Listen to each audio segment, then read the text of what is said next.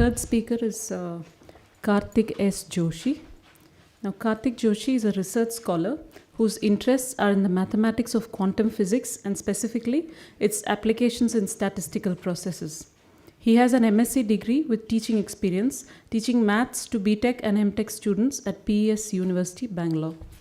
And the title of his paper is A Critique of Sheldon Pollock's Views on Rasa. Thanks for your kind words of introduction. So, the title of my presentation would be Sheldon Pollock's Thesis on Rasa, a Critical Overview. Alternatively, I could have also called it as reading Pollock naively. Okay, you don't need to be really an expert to find out flaws in Pollock's thesis, as I hope to demonstrate. So basically, I want to define what Rasa is. I mean, in English, okay, this is all what it means. It means love, affection, feeling of love, pleasure, 100 other things. So the main point to take here is that there is no one lexical equivalent in English for the word rasa. Okay, so if you say I will really comprehend rasa using English, that might not even be possible because there's no vocabulary to even comprehend it. So moving on, so approaches to rasa. So one can take a philosophical or an artistic perspective to approach aesthetics, of which rasa is central to. Okay, so for instance, sorry, I skipped the slide here. For instance, the philosophical approach would be, I mean, there have been aesthetics has been approached even in the Vedas itself. For instance, the word aramkriti appears in the Rig Veda, okay, which is synonymous to the word samskriti, meaning well done. And also, for instance, in the Bhagavad Gita, Lord Krishna says, anything which is splendorous and marvelous and of exquisite beauty is an aspect of me. And even in the Taittiriya Upanishad, we have the very famous Rasovai Saha statement, which basically means that the rasa is eternal and all-pervading. Okay? And from an artistic point of view, well, many people, I mean, I don't have to talk much about it because there are scholars here, distinguished scholars here practicing the trade. But then, just to summarize, so rasa was, it is generally accepted that rasa can be traced back to Bharata, although many people contend that it can be traced much before because of certain verses titled Anuvamsha in Natya Shastra itself. That means, Anuvamsha means words which have cascaded through generations over time.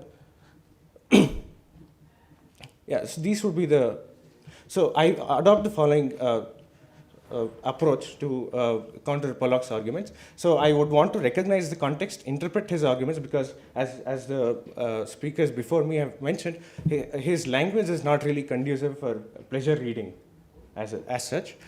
And then I would like to draw inferences or an inference and provide a rebuttal. So sorry to have to take you through these passages, but then this would be on the origin of rasa. Sheldon Pollock on the origin of rasa. Pollock says the earliest evidence we have of rasa, or at least a component of rasa complex, lies in the story of the first poet and the creation of poetry. This was followed by a long period of intense analysis of formal structure of aesthetic object, beginning with foundational text of the discourse, the treatise on drama. But then, so basically what he means to say is earliest evidence, a hint of rasa is to Valmiki in no prayer. Okay, and then the first poet story here is, we know this story where it is said that Valmiki uttered the first verse when he saw, when he was grieving upon seeing a bird being shot by a hunter, right? Well,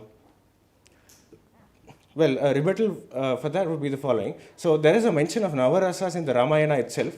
So I think this is not the updated presentation. I had the verse in the updated presentation, nonetheless. So basically, Lava and Kusha, while expounding the tales of Rama, Valmiki writes that they used all the 9 rasas. So I think it's in the Balakhanda. That would be the 9th verse in the fourth, the fourth sarga of Balakhanda. So, yeah, as I was telling earlier, people like scholars like P.V. Kane did contend that there is a rasa theory prior to Bharata and was passed on to Bharata. So,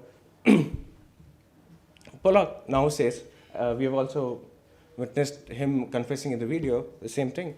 There were separate cultural domains of poetry: kavya, drama, which is natya; music, which is sangeeta, consisting of vocal and instrumental music and dance, and less carefully thematized practices with terminology also less settled, including painting, chitra, sculpture, architecture, and the crafts, which could include many of the preceding when that was deemed necessary.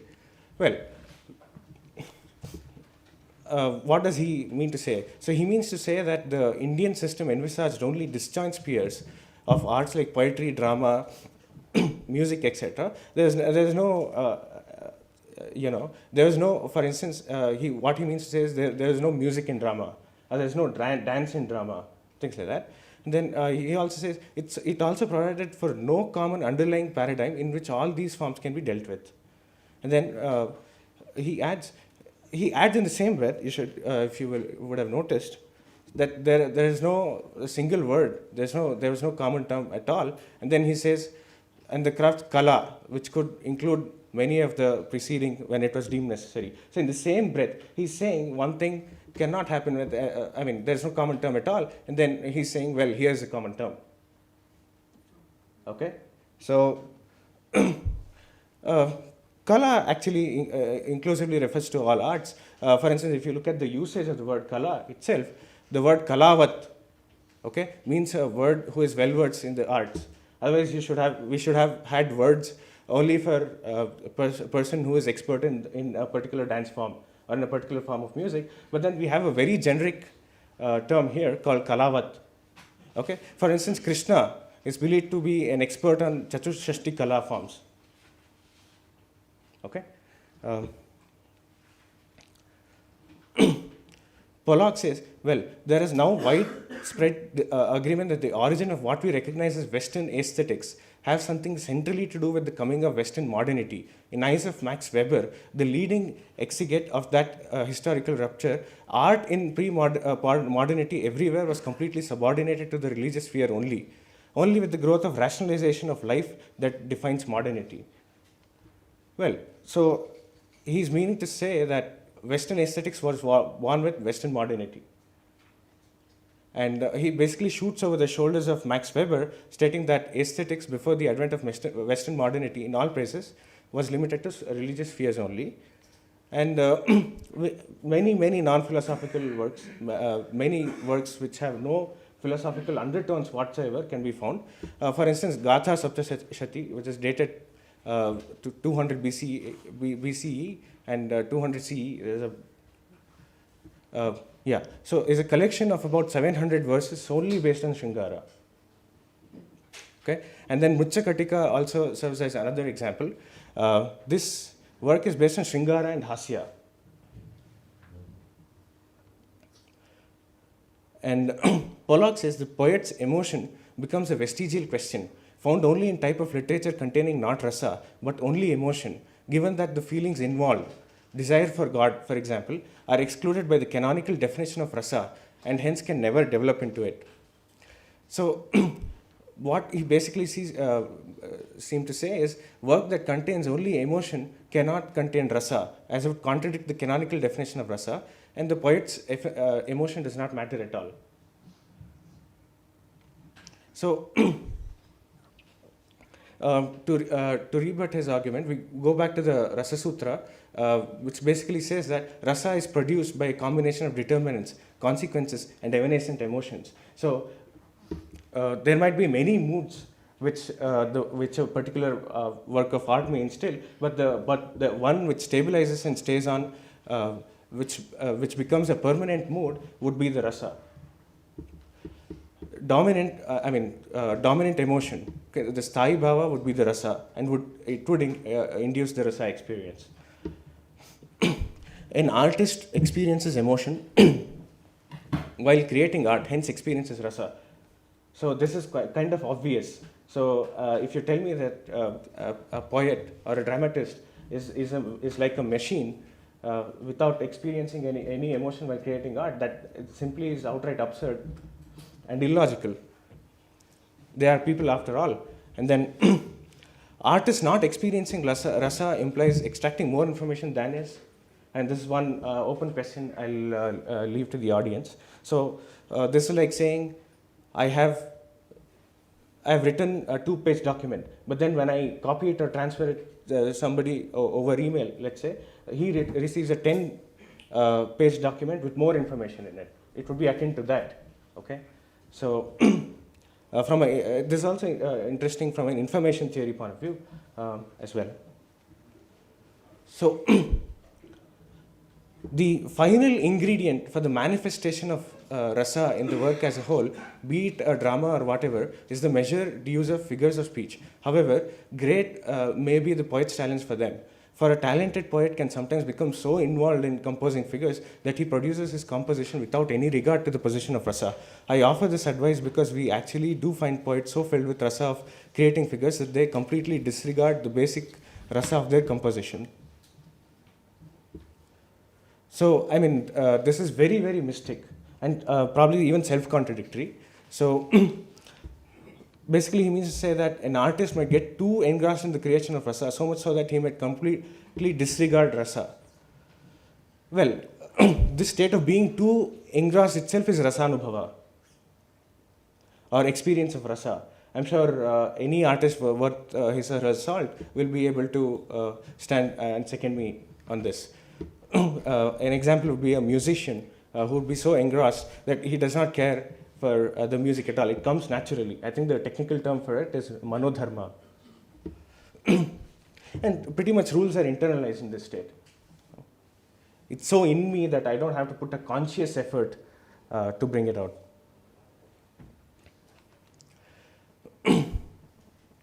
Pollock says, why should taste have become the preeminent metaphor for understanding aesthetic experience and response in classical India?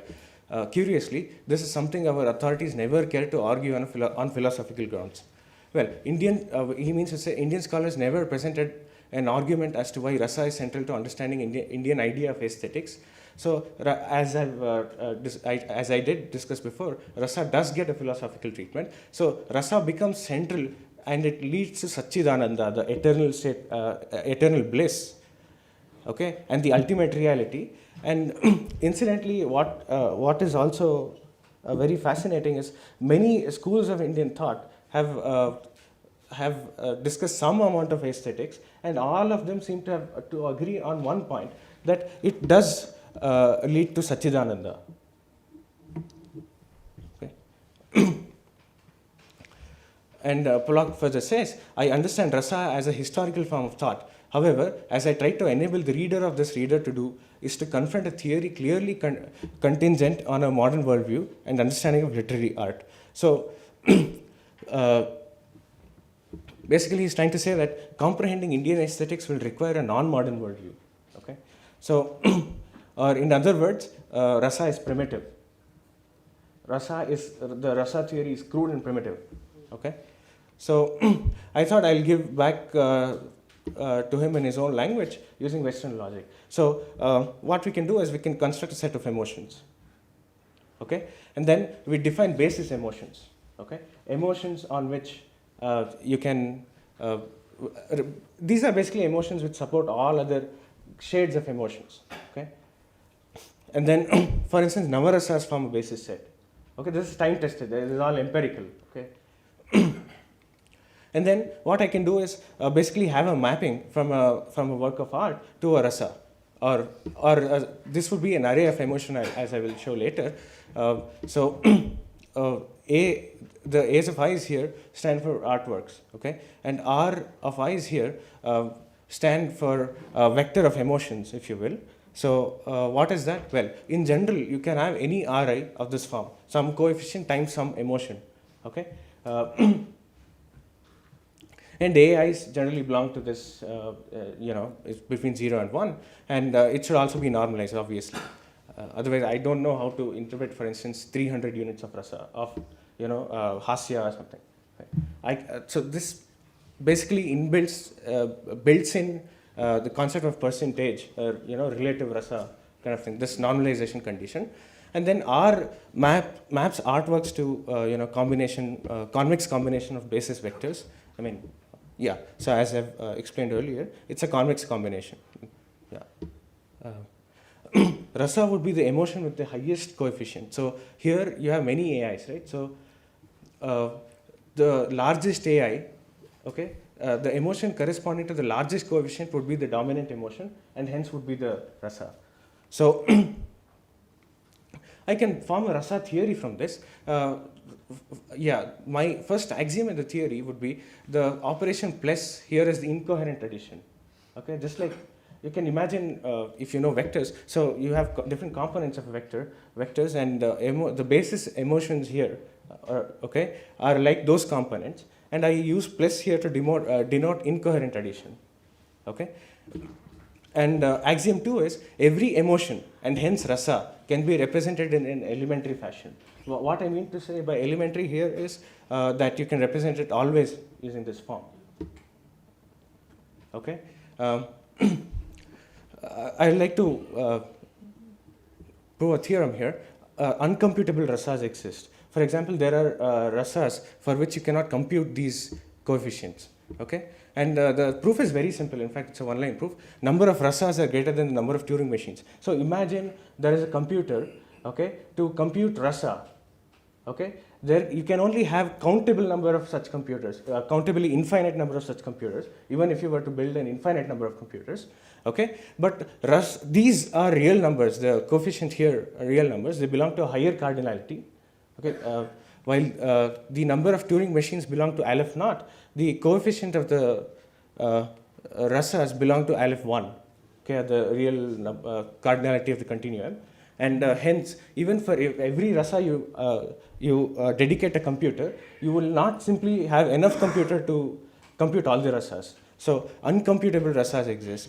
Rasa theory is not complete. Okay, so basically assume that rasa theory is complete. Hence, every rasa must have an elementary representation. But this is contrary to the theorem I just proved, that uncomputable rasas exist. Therefore, our assumption that rasa theory is complete is wrong. So why am I telling you all this?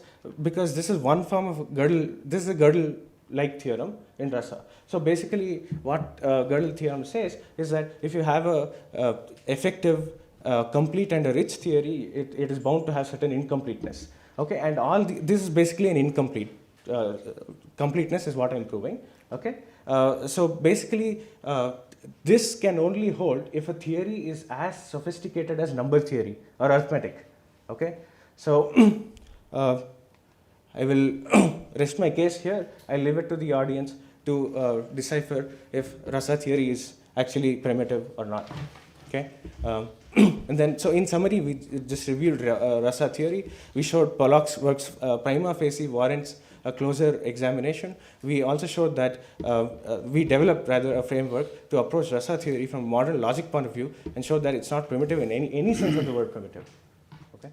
To help me, you can do two things. You can go to the subscribe button on my YouTube and subscribe. We need more subscribers there. Secondly, I get lots of emails on people saying, how do we donate? How can we help you? You go to rajivmalhotra.com or you go to infinityfoundation.com and you can hit the donate button. You can donate in dollars. There are different ways mentioned. If you want to donate in rupees, there is a column called Infinity Foundation India, and you click that and there are instructions on how you can donate in India.